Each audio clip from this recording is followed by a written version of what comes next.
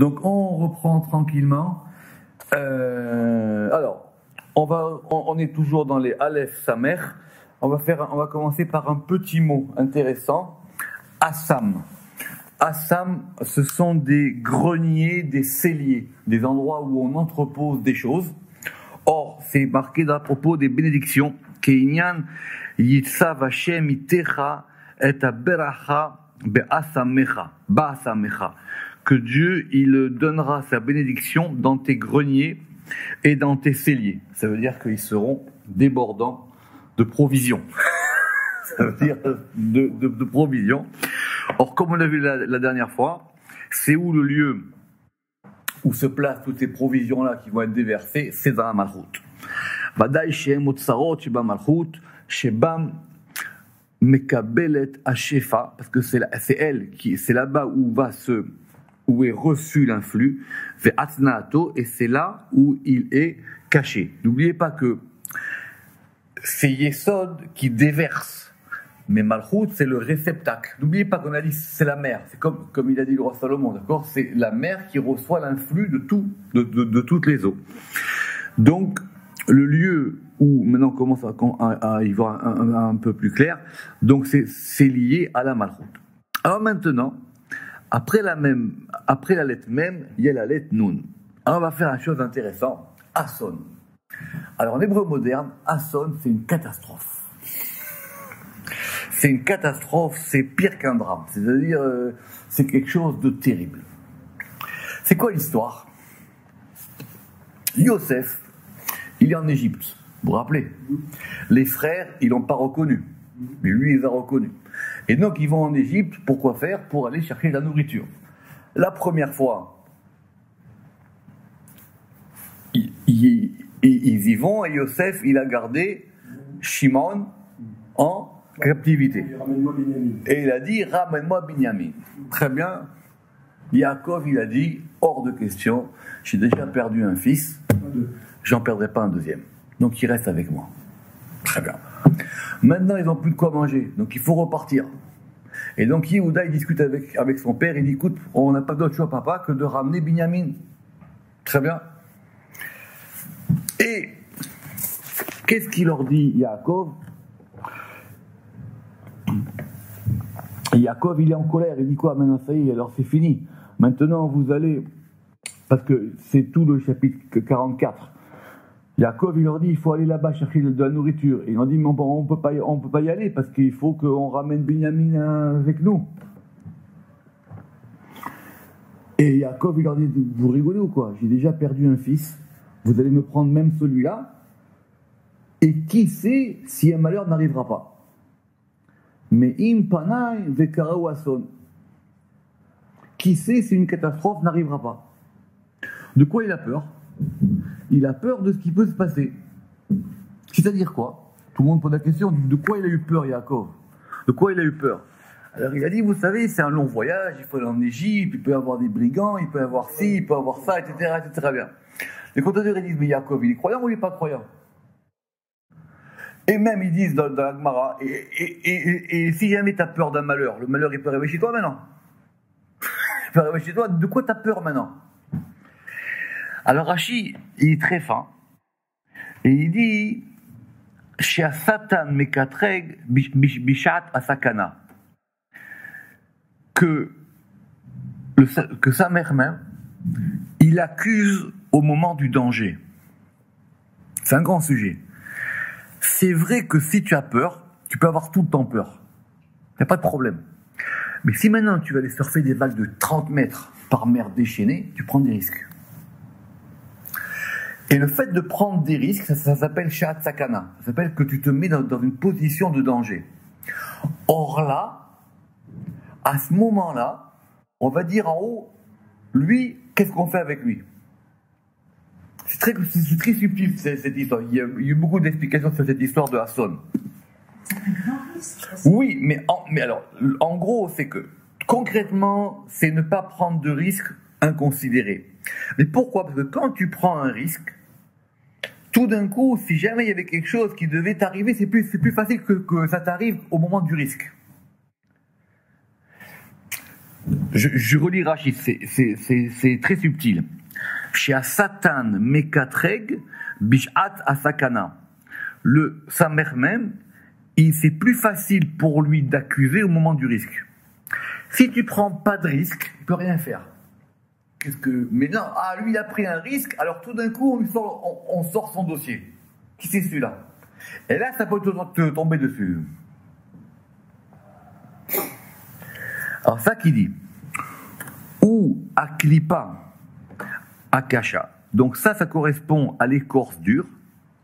Shehi a mekatreget, parce que c'est elle qui va accuser au moment du danger, comme Rachid. Il a ramené Rachid. Ça veut dire que le fait de se mettre dans une position de danger, ça va tout d'un coup faire allumer une petite lumière rouge sur toi. Tu dois t'éloigner du danger, non? Oui, mais pourquoi? Pourquoi? Si c'est simplement que c'est clair que c'est plus facile de rouler sur l'autoroute à 80 km/h avec une ceinture et dans le bon sens, que de rouler à 200 km/h sans ceinture et à sens inverse. Ça c'est sûr, ça. J'ai pas besoin de la Torah pour ça. D'accord? J'ai compris ça. Non, c'est plus subtil. C'est que si tu roules à 200 km/h en sens inverse sans ceinture, tu vas déclencher quelque chose qui fait que quelque chose pourra t'arriver. C'est ce que Yaakov, parce que je reprends. Yaakov il dit, ok, mais j'ai déjà perdu un fils. Si maintenant vous me prenez Binyamin, mais impana vekara ason. Il a dit, mais peut-être qu'un malheur va arriver. Donc la question, on dit, mais lui, c'est Yaakov Avinu, on ne parle pas de n'importe qui. Yaakov, alors il est croyant ou il n'est pas croyant? Qu'est-ce qui lui a pris à Yaakov de dire, j'ai peur? Il a dit, c'est très fort, parce qu'il a dit, de crainte que n'arrive une catastrophe. Alors tout le monde pose la question. Rachid dit, et c'est ce qui ramène ici le Ramak aussi, pareil. Rachid dit que le fait de se placer dans une situation de danger, alors tu prends des risques. Mais les risques physiques, on les connaît, mais tu prends d'autres risques. D'accord? Donc voilà cette notion de Hasson, c'est important. Alors maintenant, on va faire quelque chose d'encore important et capital. Alors c'est une notion qui revient souvent et il faut la connaître. Alors c'est pas un mot hébreu, c'est un mot grec. Alors c'est ce qu'on appelle en général la aspaklaria. D'accord. La aspaklaria, je crois que c'est un... Maintenant, on traduit ça en général par un miroir, mais c'est pas bon. La vérité, c'est pas une bonne traduction, parce qu'un miroir en français, c'est quelque chose qui reflète. D'accord? Or, aspaklaria emshnaim. L'aspaklaria, il y en a deux. Il y a une aspaklaria qui est meira, et il y en a une chez Eina meira. Il y en a une qui éclaire et une qui n'éclaire pas. Alors, si tu dis en français un miroir éclairant, c'est un réflecteur. Les gens ne comprennent pas. Si tu leur dis un miroir éclairant ou un miroir qui n'éclaire pas, les gens ne comprennent pas. Mais c'est un endroit qui, alors soit ça absorbe de la lumière simplement, ou soit ça réfléchit de la lumière. C'est très important comme notion parce qu'elle va revenir plein de fois dans le Zohar, dans des livres de Kabbale, de toutes les époques, etc. C'est très important, même dans la Gemara. Même dans la Gemara, c'est expliqué là-bas cette notion. Et à quoi elle nous sert? Pour définir c'est quoi la prophétie. Parce que la spécula, c'est quelque chose qui concentre la vision. C'est ça. Et qui, dans les parois, peuvent concentrer l'éclairage de quelque chose. C'est plus un réflecteur, mais il y aurait un réflecteur passif et un réflecteur actif. Donc, soit il y en a un qui reçoit de la lumière simplement, ou soit il y en a un qui... En gros, c'est soit il éclaire pas, soit il éclaire. Mais il éclaire en fonction de la lumière qu'il va recevoir. Alors, c'est une notion classique, hein. Il faut savoir ça, c'est des trucs de base. Donc en général, on dit qu'il y en a deux, et il y en a un qui est clair et un qui n'éclaire pas. Il y a un texte du Talmud qui dit en toutes lettres que tous les prophètes, ils ont reçu leur prophétie de la Aspaklaria qui n'éclaire pas, et que Moshe, c'était le seul à avoir reçu de la Aspaklaria qui éclaire. Très bien. On va expliquer ça aujourd'hui. Donc, je répète, il y en a deux. Une qu'on appelle la Ha'a Meira et une qui s'appelle She'ena Meira. Alors, en général, on dit comme ça. Meira ou Atiferet. Ce miroir qui éclaire, c'est Tiferet. Parce que Tiferet, c'est à la fois le récepteur de ce qui vient d'en haut, et c'est lui en même temps qui va éclairer les degrés d'en bas, c'est-à-dire aussi la Malchut. Ve'she'ena Meira, il y a Malchut. Et le récepteur qui, lui, ne fait que recevoir et qui ne distribue pas de la lumière, c'est la Malchut. Parce que c'est elle qui est en bas et c'est elle qui reçoit tout. Ou Piresh Rabbi Moshe Besefer Hashem, et c'est expliqué dans le Sefer Hashem que Tiferet, Aspaklaria, Meira, Vetsacha. Que Tiferet, c'est ce degré de Aspaklaria, Meira, Tsar, ça désigne une lumière, nous on avait dit une lumière nitescente. D'accord, c'est le degré le plus subtil de la lumière. Ou Moshe Rabbeinu, et donc Moïse, notre maître, Aya Mitnabe, donc lui quand il prophétisait, Veroe Betocha, il voyait dans ce miroir-là. Et donc il avait une vision très précise et parfaite des choses. Blimara vechida, sans que il voit les choses ni par image, ni par devinette, ni par énigme. En gros, il y a des gens qui perçoivent des choses. Ça, il n'y a pas de problème. Là, il n'y a pas les mêmes degrés de vision. Le soir, il va dire, il y a ceux qui voient quand ils dorment. Ça, c'est le degré le plus bas. Parce qu'il faut qu'ils dorment, il faut qu'ils aient les yeux fermés. Il y a ceux qui voient en plein jour. Il y a ceux qui voient quand ils sont éveillés, les yeux ouverts. Il y a ceux qui voient les yeux, quand ils sont éveillés, les yeux fermés. Donc, il y a plein de degrés. Et tout le monde ne voit pas les mêmes choses. C'est comme la vue. Il y a des gens qui sont capables de voir un détail à 3 km et des gens qui voient flou. Mais tout le monde voit. D'accord ? Donc, il y a divers degrés de vision. Le plus haut degré de vision, c'est ce qu'on appelle ici le Aspaklaria Meira. Et donc, dans ce degré de vision, par exemple dans Ézéchiel, il dit « J'ai vu une image d'eux. J'ai vu Kémaré qui c'est. J'ai vu comme l'image d'un trône. » De la vision physique. Je reprends. Yézéchiel, il dit « Moi j'ai vu Maré. » D'accord ? Quand Daniel, qu'est-ce qu'il a vu Daniel ? Daniel, il voit des images. Et il faut qu'il les interprète. C'est ça qu'on appelle Mara Vechida. Aval. Malchut, Aspaklaria She'ena Meira. Mais maintenant, ça, c'est quand c'est ce degré de Aspaklaria Meira. Maintenant, Aspaklaria qui n'est pas Meira, qui est la Malchut. À Mitnabe Aliada, celui qui va avoir une vision prophétique par ce degré-là, alors lui, ça sera soit par une énigme, soit par une image. Et il devra interpréter ça. Vous comprenez ou pas ? Il y en a un qui voit clairement, il voit la chose claire, elle est devant lui, comme il a dit Al-Burgan. Et un, il va voir simplement une image. Il dit, ça ressemble à ça. Et comme il a dit le prophète, j'ai vu une marmite. Et la marmite, elle fumait et elle était ouverte vers le nord. Alors maintenant, on va essayer de comprendre ce que ça veut dire ça. D'accord ? Va essayer de comprendre ce que ça veut dire. Donc c'est pas pareil. Donc ça dépend d'où est-ce que la vision, elle est prise. Donc, soit on dit Aspaklaria Meira, c'est Tiferet, et Aspaklaria She'ena Meira, c'est la Malchut. Très bien. Par exemple, c'est marqué dans la Torah que Dieu dit que pour certaines personnes, Vezeu, Bamaha, Elav, Edvada, je me ferai connaître à lui par une vision. Et la suite du verset, à mon avis, est dit O Bachalom Adaberbo, où je lui parlerai en rêve. D'accord ? J'ai expliqué la dernière fois, par exemple, Yaakov, il sort de chez ses parents. Il s'enfuit. Très bien. Il rêve.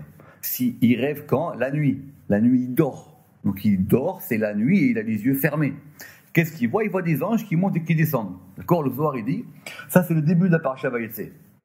À la fin de Parasha Vayetze, quand il a passé 21 ans chez Lavan, qu'il a vécu tout ce qu'il a vécu, en plein jour, les yeux ouverts, il voit les mêmes anges. Mais il les voit en plein jour, éveillés, les yeux ouverts. Et dans son rêve, il les voit quoi? Qui arrivent de haut en bas. Et quand il les voit à la fin de Parashat Vayetze, puisque ce sont ces mêmes anges-là qu'il va envoyer chez Esav, il les voit devant lui horizontalement. Donc il a progressé dans la vision. D'accord? Simplement, ça c'est quelque chose que normalement c'est clair. Cependant, évidemment, le Ramak, il connaît plus que nous. Simplement dans les tikkunim, l'Ichora mineged lazé. Dans les tikkunim, apparemment, c'est différent. Donc on va rentrer maintenant dans les choses plus précises. Qu'est-ce qui va se passer? On a parlé la dernière fois qu'il y avait des palais divins, d'accord? Qu'il y avait ce qu'on appelle des echalot. Shiva echalin. Et il y a 7 palais. Kadma, le premier palais, ces palais, on les verra si Dieu veut dans une porte qui s'appelle la porte des palais, d'accord? Mais pour le moment, c'est de façon générale. Kadma echala de Hava. Le premier palais, c'est ce qu'on appelle le palais de l'amour. Bet, le deuxième, echala aïra, le palais de la crainte. D'accord? Donc on va dire chesed, vora. Le troisième, echala de Rahame. Le troisième, c'est le palais de la miséricorde. Donc si vous suivez, on est à quel degré? On est à Tiferet. Le quatrième, Echala de Nevoa de Aspaklaria de Nehara, le palais de la prophétie qui est le palais du miroir qui éclaire. Donc c'est quoi? Netzach. Et le 5, Echala de Nevoa de Aspaklaria de la Nehara, et le cinquième, c'est quoi donc? Od, le palais de la prophétie du miroir qui n'éclaire pas. Alors, le Ramak est gentil, il a dit donc il faut que je t'explique. Ine, Echala va au Chesed, le palais de l'amour, c'est Chesed. Echala ira ou Gvura, le palais de la crainte, c'est Gvura. Echal de Rahame ou Tiferet, le palais de la miséricorde, c'est Tiferet. Venara vedela neara, emne sarvaod. Alors donc, le miroir qui éclaire et le miroir qui n'éclaire pas, c'est Netzach et Od. Et qu'est-ce que tu viens de me dire? Tiferet et Malchut. Ça ne marche pas. Veze efer ma shepiresh le'ail. Et donc c'est bien le contraire de ce qui a été dit plus haut. Alors, c'est là maintenant où on va rentrer dans des choses complexes. Pourquoi? Ve'adin noten ki kar hanevihim em netzach va'od. ואם כן, איך נתן אספקלריה דנערה ולנערה בתפארת ומלכות? En général, il faut toujours se méfier des légèretés, surtout que maintenant qu'on commence à étudier un petit peu quand même. En général, on dit que la prophétie, elle provient de Netzach et Od. Vous vous en rappelez? Où est-ce qu'on a vu ça? Question. On a vu ça, Chazak. On a vu ça à propos de Yerer Yaakov. Vous vous rappelez? Quand Esav, il a frappé, ou l'ange d'Esav, il a frappé Yaakov, il a frappé à la cuisse, et parce qu'il voulait que Israël ne reçoive plus le roi HaKodesh. C'est comme ça qu'on a expliqué, c'est une porte entière dans le Pardes qu'il faut refaire, qui s'appelle Yerer Yaakov. La preuve, c'est que justement, il y a un degré qui est manqué, et qui a été récupéré par qui? Par Shmuel. Très bien. La preuve, c'est que j'ai vu hier dans Abou Lafia que, il y a marqué que quand Shmuel, c'est ça.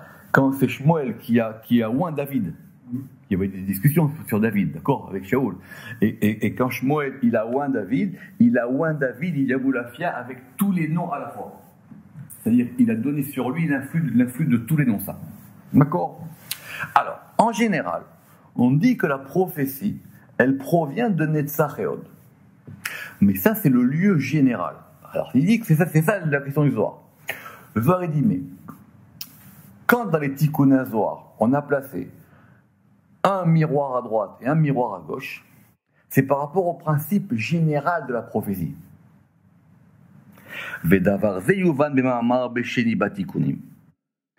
Et ça, on va le comprendre par un deuxième texte des Tikkun Zohar. Et voilà ce que ça dit. Tachazé, viens et vois. Yud Kevavke Adni, quand on a les deux noms, Yud Kevavke Adni, Inun Kucha Berichu Shrinte, ça correspond à Kucha Berichu, le saint béni soit-il, Yud Kevavke, et Shrinte, c'est Adni. Bitrin Chokin, qui correspondent aux deux cuisses. D'accord? Bon, c'est quoi les noms qui correspondent à Netzar Veod? Vous vous rappelez, on avait parlé de Tsebaot, vous vous rappelez ces histoires-là, il faut réviser ça, évidemment. Mais donc, si on les place dans Netzar Veod, Yud Kevavke Leimina, Yud Kevavke c'est à droite, donc c'est Netzar, Adni c'est à gauche, donc c'est Od. Vehinun, et ils sont Aspaklaria Meira, Aspaklaria Shena Meira. Et ils sont donc l'Aspaklaria qui éclaire et l'Aspaklaria qui n'éclaire pas. Fin de citation. Alors, Veine, Nidbaer Bazé, le Rama qui est très subtil, il dit donc, si je comprends bien ce deux textes, si je comprends bien ce texte du Zohar, Nidbaer Bazé chez Malchut ish eina meira. On comprend que la Malchut c'est celle qui n'éclaire pas. Ve'atiferet meira. Omnam, pourquoi? Parce qu'on a mis Yud Kevavke Adni.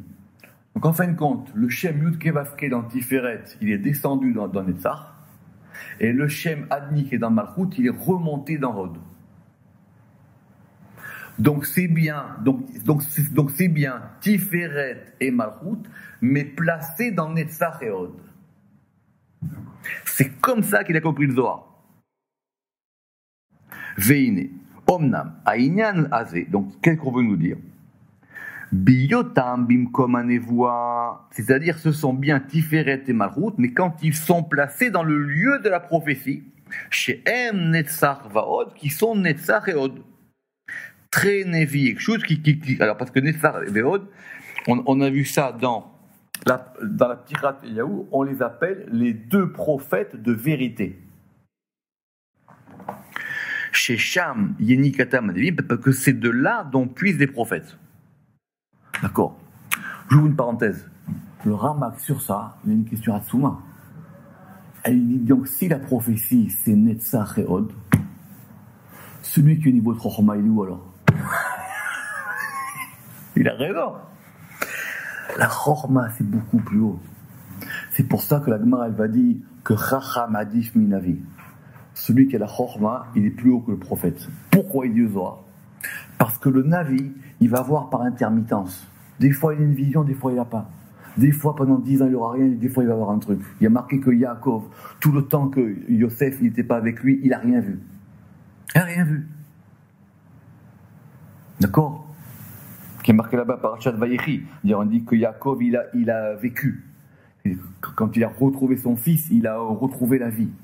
Mais toutes les années où Yosef n'était pas avec lui, c'est fini. Le canal, il est coupé. Il ne voit plus rien.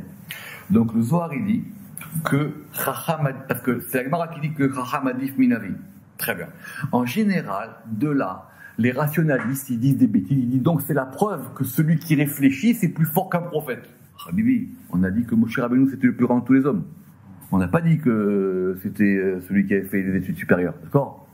Donc c'est bien la prophétie de plus haut degré. Alors Zohar, il dit pourquoi? Parce qu'il dit celui qui est Chacham, lui, il voit tout le temps. La prophétie, c'est par intermittence. D'accord? Parce que les prophètes, comme je reprends, ils puisent leur prophétie de Netzar et Hod. Vaïnu besod yichudam, vekemo sherharnu beze beshara shemot, et comme on l'a vu dans la porte des noms au chapitre 12. On reprend. Et donc, effectivement, ça, je répète, donc ça provient de Netzar et Hod, et comme on l'a vu au chapitre 12, parce que dans le chapitre 12, là-bas, on avait parlé des noms divins qui étaient liés à Netzar et Hod. Ou batikunim. Et dans les tikkunim, bemakom acher, dans un autre endroit, Piresh, c'est expliqué là-bas, qui a malchut, biyot tiferet mityached ima, nikret aspeklaria meira, que ce n'est que lorsque la malchut est unie à tiferet que ça s'appelle le miroir éclairant. Donc il faut qu'il y ait une union encore. Vekacher Tistalek Tiferet Mealia. Mais lorsque Tiferet disparaît de la malchoute, alors ça s'appelle que la malchoute, elle reste aspeclaria chez Enamira, ça s'appelle le miroir qui n'éclaire pas. Donc en gros, d'après le Ramak, c'est soit une union de Tiferet et malchoute au niveau de Netzach et Hod, ou soit simplement c'est la malchoute toute seule, et ça s'appelle aspeclaria chez Enamira. Et on retombe sur nos pieds. Et donc tout cela ne se contredit pas. Parce que l'essentiel de cette lumière subtile provient de Tiferet. Quand tout, dans le secret de l'unification de ces degrés-là dans Netzach et Hod. Et cette unification dans Netzach et Hod, elle se fait par Yesod. Yud Kevavke Baba Netzach, donc on a Yud Kevavke dans Netzach, Adni dans Hod, et quand on va unir les deux, on aura ce qu'on appelle un octogramme de 8 lettres, et ou Besot Shenehem Echad, et donc on aura un nom de 8 lettres où on aura les lettres de Yud Kevavke et les lettres de Adni. Très bien. Alors on continue. Alors. Tout le monde connaît Kol Nidre, d'accord? Kol Nidre, c'est une prière où on va officiellement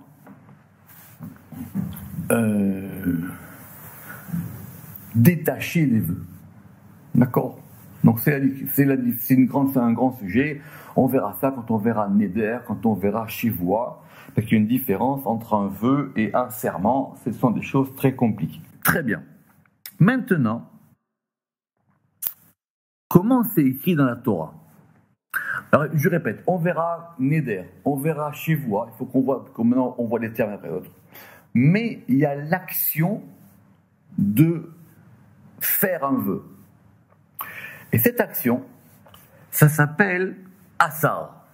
Alors c'est bizarre parce que quand on dit Assar, tout le monde pense à interdit. Mais ici, ça veut dire lier. Ça veut dire qu'on a attaché quelque chose. Mais quand on dit attaché, normalement, c'est l'ikshor. D'accord? Alors ici, ça s'appelle un lien, mais ça s'appelle un lien qui est compliqué. Et ce lien, il va falloir le dénouer. Donc il va falloir être mehater, avec un he. Et ce qu'on appelle hatarat nedarim, littéralement, c'est le fait de dénouer des vœux. Parce que le vœu qu'on a fait, et on verra pour la chevoie aussi, quand quelqu'un il a juré de quelque chose, il a fait un nœud. Il a fait un nœud. Donc il est bloqué par ce nœud. Mais attention, des fois il y a des bons nœuds, des fois il y a des mauvais nœuds. Mais lui, il a fait un vœu, au bout d'un moment, ce truc-là, il ne peut plus le défaire. C'est ça qu'on va appeler hatarat nedarim. Mais la Torah, elle dit que Assar, Yeshbo inyanim rabim me inyan neder, que Assar, que ça correspond à de nombreux sujets qui vont correspondre au vœu. Par exemple, comme c'est marqué dans la Torah, Ve'asra issa al nafsha. C'est une personne, littéralement, qui a fait un lien, sur son âme. Littéralement, il s'est interdit quelque chose. Il a dit ça et ça, je ne veux pas le faire. D'accord? Alors il dit que ça,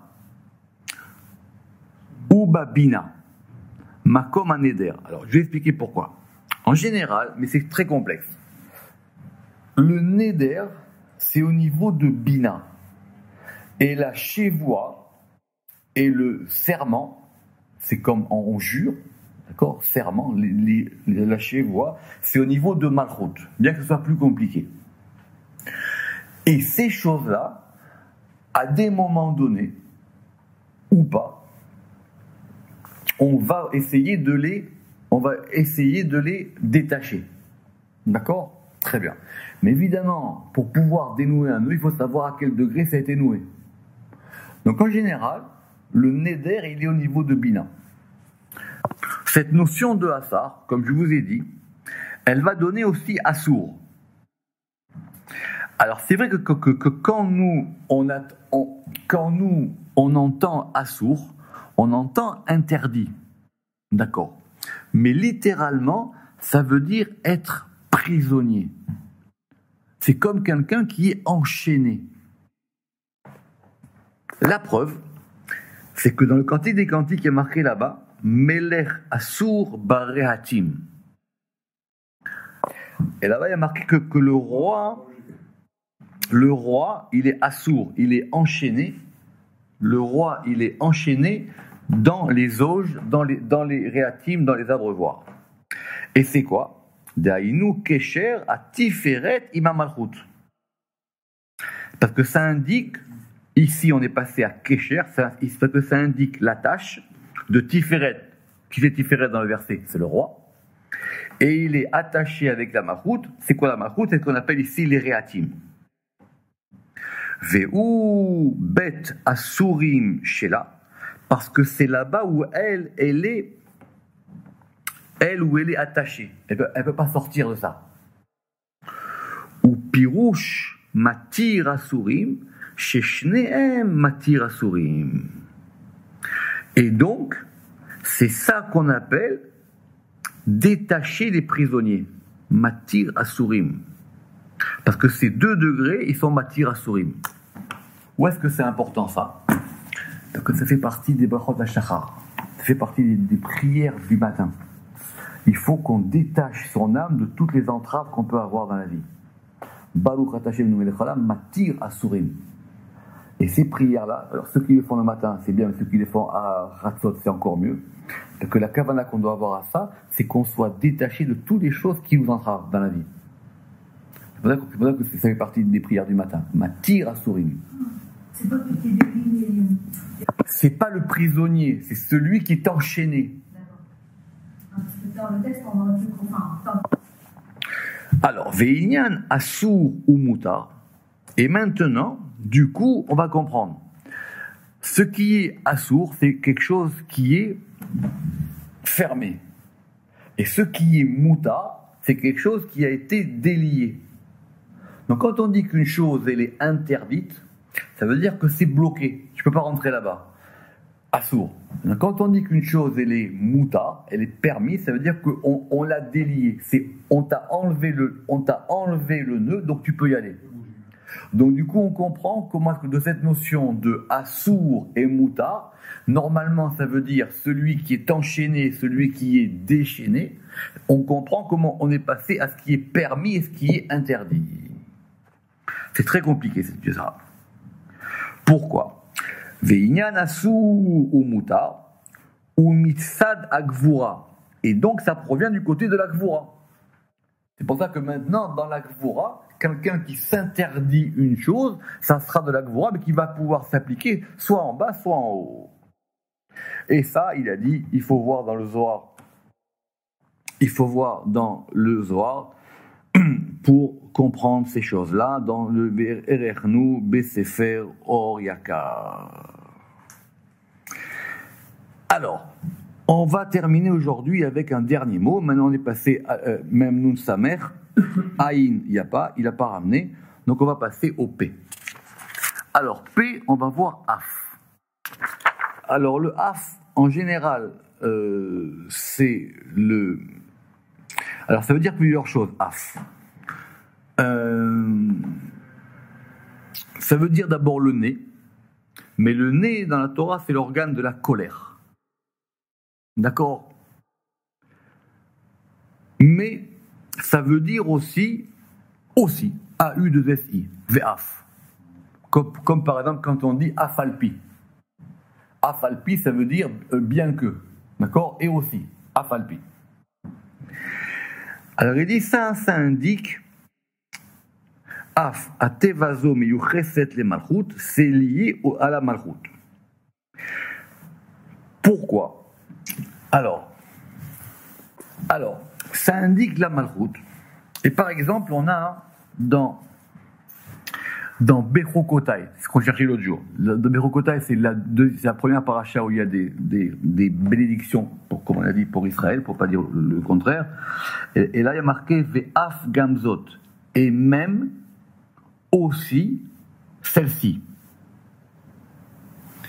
Alors, de quoi ça parle là-bas? Ça parle de ce qui peut nous arriver, Chasvé Shalom, quand on sera en exil. Il y a marqué Ve'af gamzot bi'otam be'eretz oivehem. Et alors littéralement, et même aussi celle-ci, lorsque vous serez dans la terre de vos ennemis, lo me'astim velo re'altim lechalotam, je ne serai pas dégoûté et je vous sauverai quand même. Parce que, et donc, et je ne renierai pas ou je ne renoncerai pas à l'alliance que j'ai avec vous. Rachid dit là-bas, ça veut dire quoi, ve'af? Donc il dit que af c'est afilou. Af c'est même. Ve'afilou ani oseimaem zot apuranut. Effectivement, moi aussi je ferai ça. Mais littéralement, ça veut dire que la malchoute elle sera avec vous. Il ne faut pas que le verset il a dit ve'af gamzot. Af aussi, gam, enfin af, gaf et même, gam aussi, zot, celle-ci, or celle-ci c'est le féminin, c'est la malchoute. Omnam, ni krehen, mais c'est pas n'importe quelle malchoute. C'est la malchoute d'Afka bekabalata din chazak. C'est lorsqu'elle va recevoir une rigueur très forte. Et c'est une rigueur qui provient d'où? C'est une rigueur qui provient de af, qui provient de la colère. Donc, deuxième sens de af, c'est la colère. Shei chori asagadol, et or, cette grande colère, elle provient de la gvura. Quand il y a un grand dîme qui se passe, la malchoute, elle reçoit cette colère-là, et elle s'appelle elle-même af.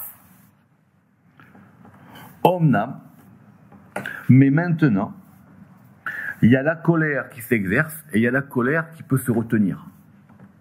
Omnam, yesh betmurot, maintenant dans les substitutions, c'est-à-dire qu'il peut y avoir une bonne colère et une mauvaise colère.